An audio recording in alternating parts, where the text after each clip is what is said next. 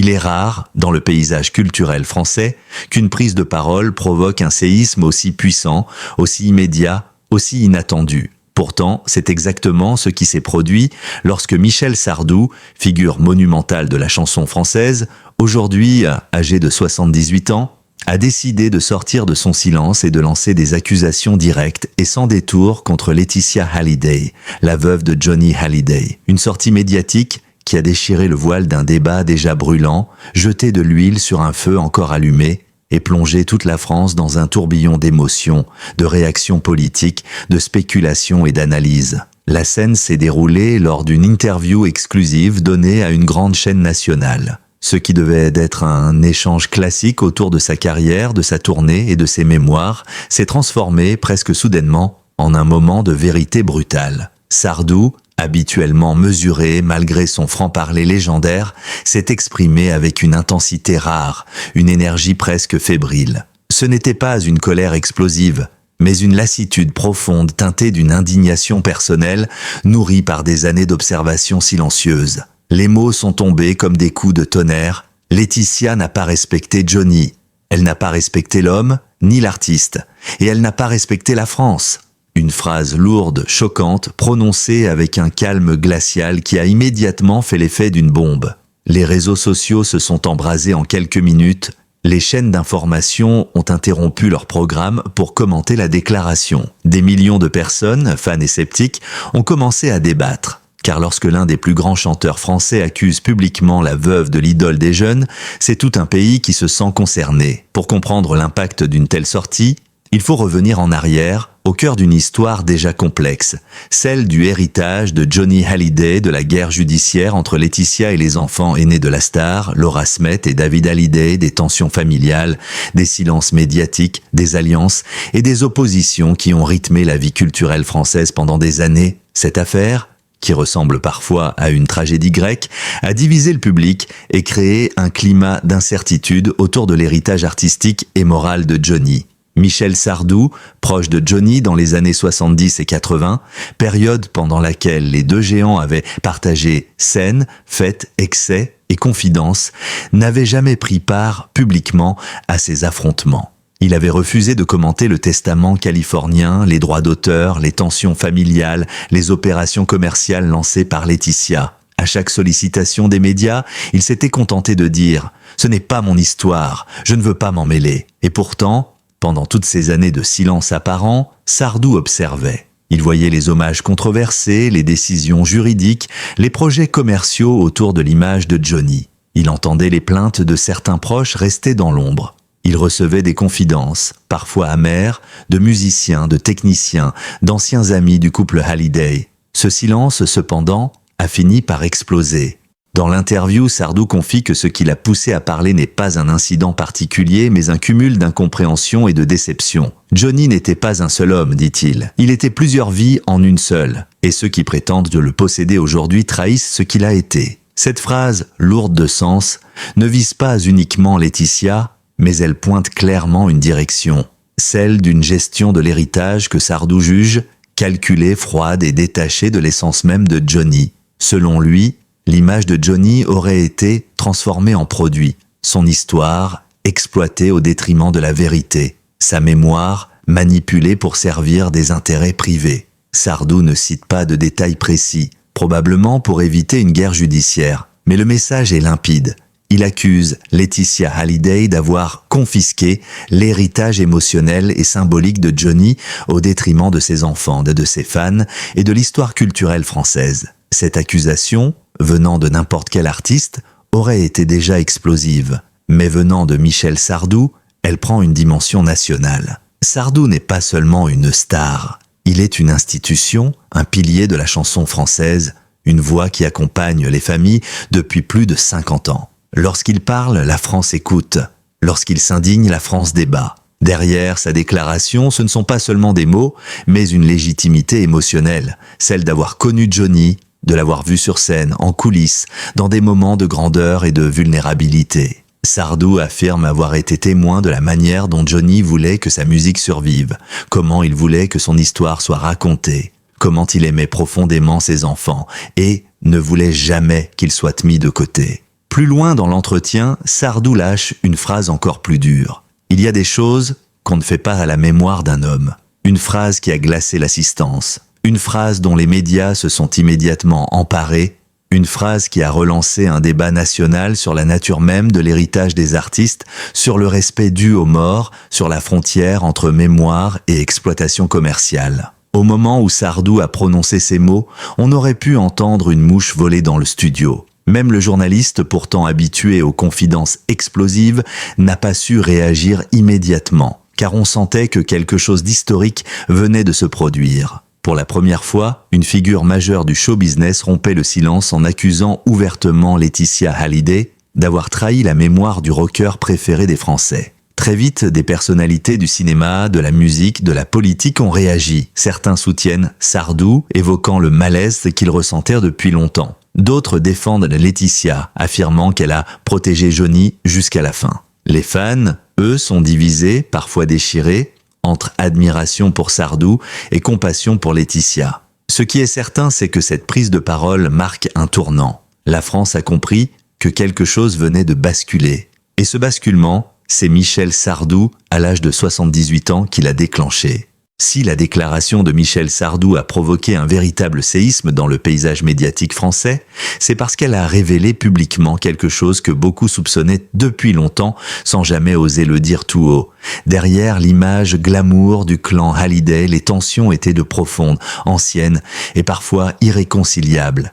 Et maintenant que Sardou a brisé le silence, toute la France se tourne vers cette histoire avec une attention redoublée, cherchant à comprendre les zones d'ombre, les conflits internes et les non-dits qui, pendant des années, ont été soigneusement dissimulés sous un vernis de communication millimétré. La vérité, c'est que l'entourage de Johnny Hallyday n'a jamais été un bloc homogène. Ceux qui ont côtoyé la star le savent. Johnny appartenait à tout le monde. Et c'est précisément ce qui a rendu son héritage si complexe à gérer après sa mort. Il était le père, l'ami, le mari, l'icône, le patron, la locomotive. Pour certains, il était une lumière. Pour d'autres, une force volcanique impossible à canaliser. Et dans cet univers éclaté, chacun a construit sa propre vision du rocker, sa propre interprétation de ses volontés, son propre lien affectif. Après sa disparition, ces visions se sont affrontées avec violence, parfois publiquement, parfois dans l'ombre. Le point central de la crise, celui auquel Sardou fait allusion dans sa déclaration, est évidemment le conflit autour de l'héritage. Lorsque Johnny est décédé en décembre 2017, la France s'est unie dans une émotion collective rare. Mais quelques semaines plus tard, l'annonce du testament californien, qui déshéritait Laura Smith et David Hallyday, a mis le feu aux poudres. Pour beaucoup, cette décision semblait incompatible avec l'image publique de Johnny, un homme profondément attaché à ses enfants malgré les aléas de sa vie sentimentale. Ce décalage a ouvert la porte aux suspicions, aux interrogations et aux accusations. C'est précisément ici que Michel Sardou, dans son interview, a appuyé là où ça fait mal. Selon lui, Johnny n'aurait jamais voulu exclure ses enfants de façon aussi brutale. Il affirme d'une voix lourde de sous-entendu que certaines décisions auraient été prises dans un contexte où Johnny n'était plus lui-même, voire influencé par des intérêts extérieurs. Des mots mesurés mais explosifs. D'anciens collaborateurs racontent d'ailleurs que Johnny, lors de ses dernières années marquées par la maladie, alternait entre moments de lucidité et instants de faiblesse extrême. C'est dans cet état fragile qu'ont été signés les documents les plus contestés. Le débat ne porte donc pas seulement sur la loi, mais aussi et surtout sur la légitimité morale. On le sait désormais, dans les dernières années de la vie de Johnny, Laetitia jouait un rôle central, beaucoup plus central que ce que le public imaginait. Elle était la gestionnaire, la protectrice, l'organisatrice, la personne qui décidait de qui pouvait approcher Johnny, et qui devait en être tenue à distance. Pendant longtemps, personne n'a osé remettre en question son influence.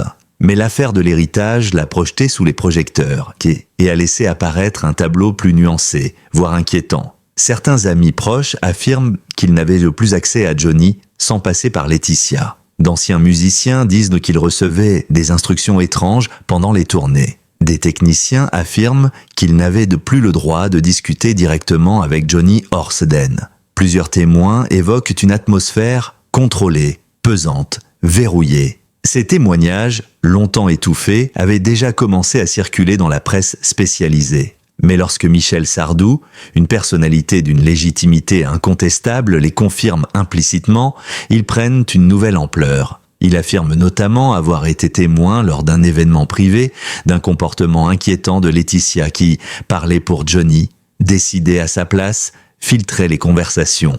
Bien que Sardou n'entre pas dans les détails, peut-être par prudence, ces quelques mots suffisent pour comprendre l'ampleur du malaise. Après la déclaration de Sardou, plusieurs anciens membres du cercle Hallyday ont commencé à s'exprimer, certains anonymement, d'autres à visage découvert. Leur récit dresse le portrait d'un entourage fracturé. Certains soutiennent totalement Laetitia, affirmant qu'elle a été la seule à tenir Johnny debout pendant ces dernières années. D'autres, au contraire, parlent d'une prise de contrôle progressive sur la carrière, les finances et même les relations personnelles de Johnny. D'autres encore disent que Johnny lui-même oscillait entre admiration, dépendance et frustration. L'un d'eux confie « Quand Johnny était fort, personne ne pouvait l'influencer.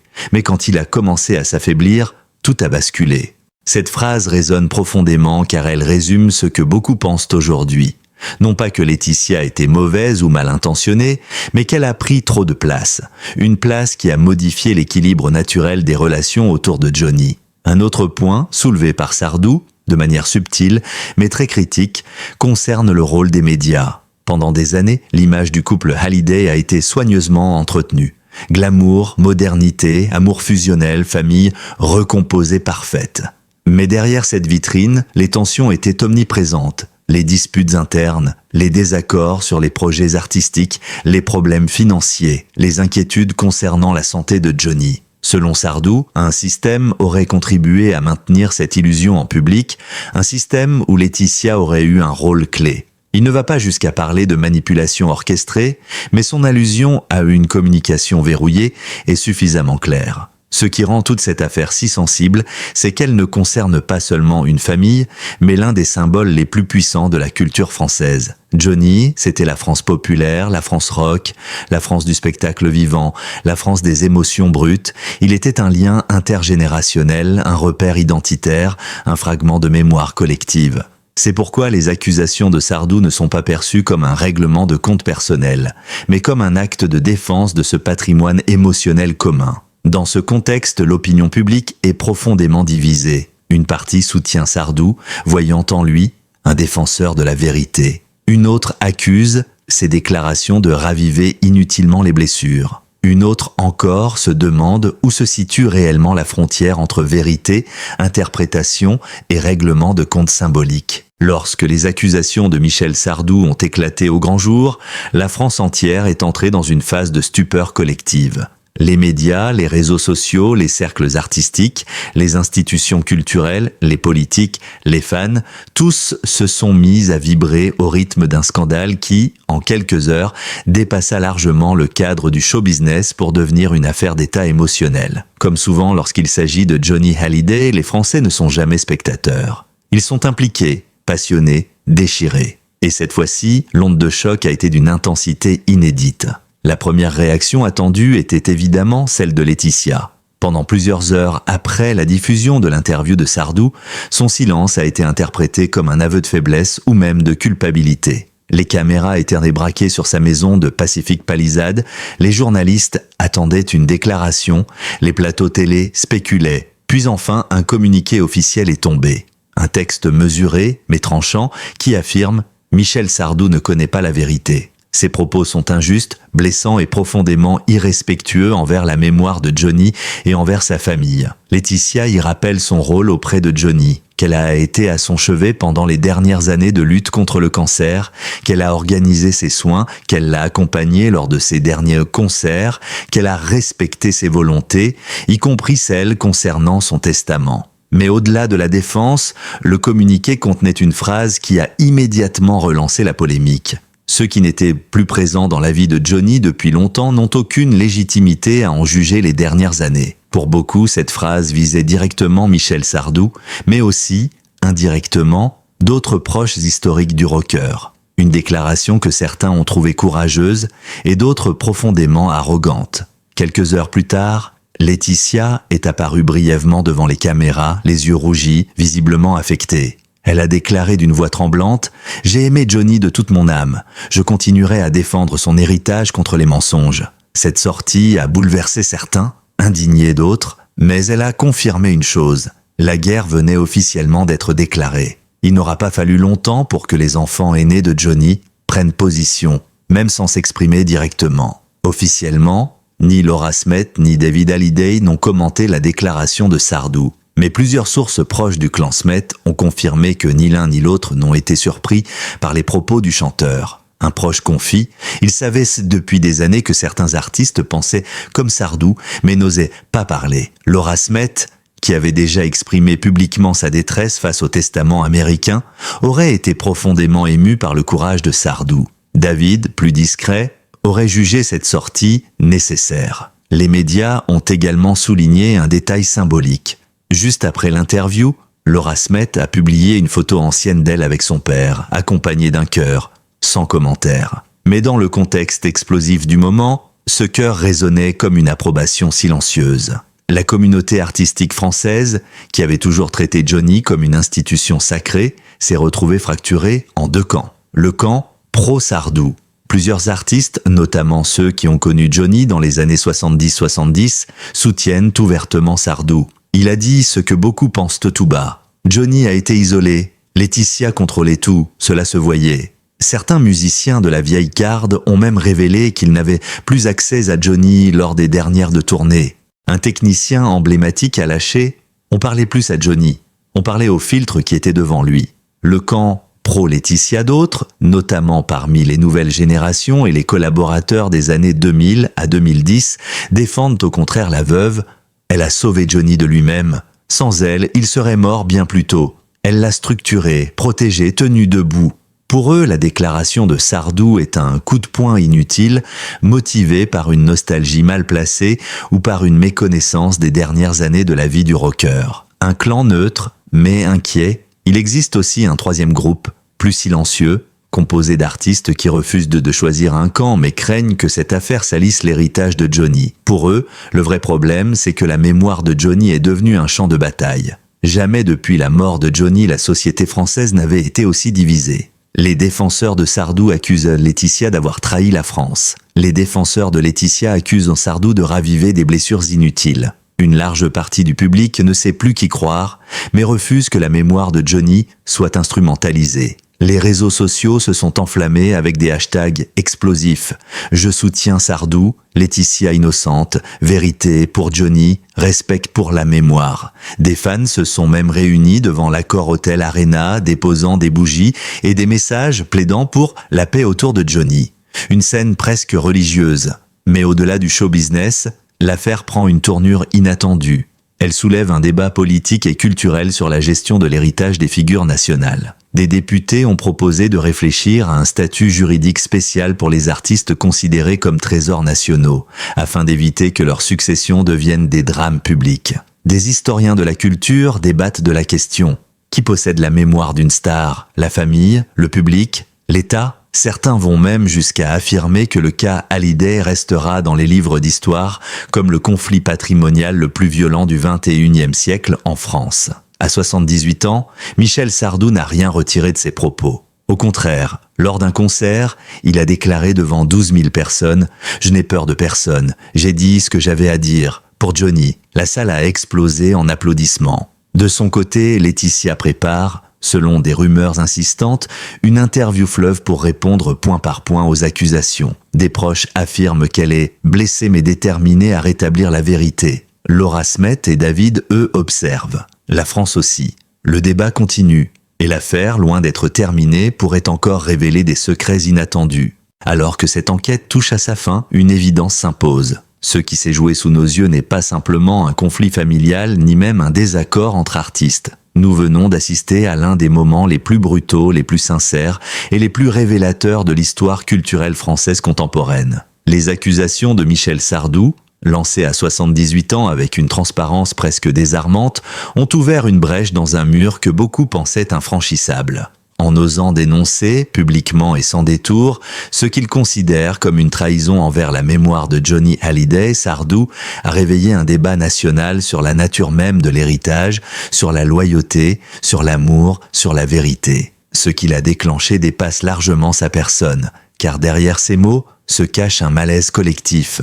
Celui d'un pays qui n'a jamais vraiment fait son deuil de Johnny et qui refuse que son image soit manipulée, récupérée ou déformée. Johnny n'était pas seulement une star, il était une part intime de la vie de millions de Français. Sa voix accompagnait les trajets en voiture, les fêtes, les dimanches en famille, les ruptures, les souvenirs d'enfance. Il représentait la France populaire, courageuse, authentique. Alors, lorsque quelqu'un accuse que son héritage aurait été trahi, ce n'est pas seulement une famille tout qui souffre, c'est tout un pays qui se sent blessé. Le plus troublant dans cette affaire, c'est son caractère profondément humain. Derrière les projecteurs, derrière les millions d'albums vendus, derrière les tournées grandioses et les paillettes, il y a des êtres fragiles, blessés, divisés. Il y a des enfants qui se sentent écartés, une veuve qui se bat pour défendre sa légitimité, des amis de longue date qui refusent de voir la vérité masquée. Des fans qui ne comprennent plus.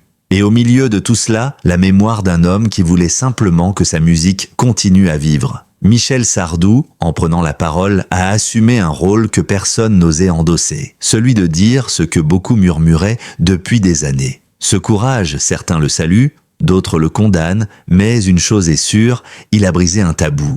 Il a ouvert la voie à un débat d'une importance historique. Et même si les semaines à venir resteront sans doute marquées par la tension, les affrontements médiatiques, les démentis et les contre-attaques, une forme de vérité commence enfin à émerger, fragile mais nécessaire. La France découvre qu'on ne peut pas confisquer la mémoire d'un artiste qui appartient au cœur du peuple. On ne peut pas enfermer un symbole derrière un mur juridique.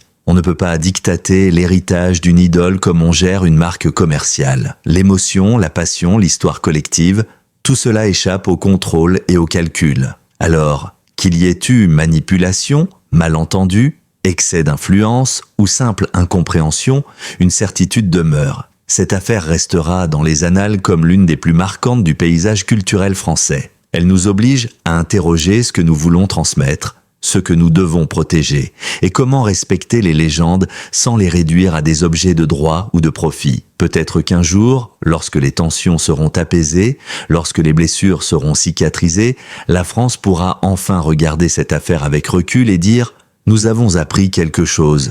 Nous avons compris ce que signifie vraiment aimer une star. » On ne protège pas un artiste en verrouillant son image. On le protège en racontant son histoire sans mensonge, avec respect, avec nuance, avec humanité. Et c'est précisément ce que nous essayons de faire ici. Offrir un récit honnête, sensible, complet. Un récit qui ne condamne pas sans preuve, mais qui ne tait pas non plus les vérités difficiles. Un récit qui honore Johnny Hallyday sans juger ceux qui restent, mais en rappelant que la mémoire d'un homme ne doit jamais devenir un champ de bataille. Michel Sardou a lancé un avertissement. La France l'a entendu, et désormais, il appartient à chacun d'entre nous de réfléchir à ce que nous voulons préserver. Le bruit des polémiques ou la beauté immortelle de la musique. Merci pour votre fidélité, et n'oubliez pas de vous abonner pour soutenir ce travail. Si vous êtes arrivé jusqu'ici, sachez que votre présence compte énormément. Écrire ces enquêtes, ces récits longs, précis, sensibles, demande du temps, de la passion, de la rigueur. Et c'est pour vous, lecteurs fidèles, que ce travail existe encore aujourd'hui. Si cette histoire vous a touché, si vous souhaitez continuer à suivre des enquêtes exclusives, des analyses approfondies, des récits humains, des dossiers sur les stars, les affaires médiatiques et les secrets du show business, alors n'oubliez pas de vous abonner à la chaîne. Activez la cloche de notification pour ne manquer aucune nouvelle enquête. Laissez un commentaire, votre avis, votre émotion, votre analyse, il compte beaucoup. Partagez la vidéo ou l'article si vous pensez que d'autres pourraient être intéressés. Votre soutien ne se mesure pas seulement en clics, il se mesure en confiance, en fidélité, en engagement. Et c'est grâce à vous que nous pouvons continuer à donner la parole aux témoins, déterrer les vérités, expliquer les drames et raconter l'envers du décor. Merci du fond du cœur pour votre temps, votre écoute et votre passion. Nous nous retrouvons très bientôt pour une nouvelle enquête, une nouvelle histoire, un nouveau chapitre de la grande aventure médiatique française. À très vite. Et surtout, abonnez-vous, car la vérité mérite d'être racontée.